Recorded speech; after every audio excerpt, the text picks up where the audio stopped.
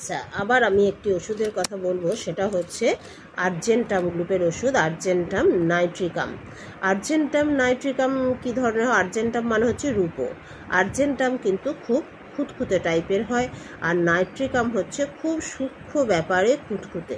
তাহলে এ হচ্ছে Argentum nitricum. Argentum এ মানে হচ্ছে অ্যাংজাইটি, আর হচ্ছে র্যাপিড, খুব দ্রুত, র্যাপিডলি এবং প্রচণ্ড দ্রুত। তার উত্তেজনা একটা থাকে, এক্সাইটমেন্ট একটা থাকে, নার্ভাসনেস অবস্থা থাকে, টাইম তারটা সময়টা তার ধীরে বয়, টাইম পাস স্লোলি, এবং নয়েজ ইনটলারেন্সে প্রচণ্ড গোলমাল শব্দ একদম সহ্য করতে পারে না।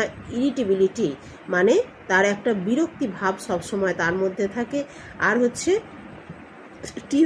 চিন্তায় তার রোগ বাড়ে, থিঙ্কিং, যখনই থিঙ্কিং হবে অ্যাভারশন, রোগ তার বাড়বে। তাহলে মিষ্টি খেলেই তার মাথার যন্ত্রণা হবে, আর্জেন্টাম নাইট্রিকাম।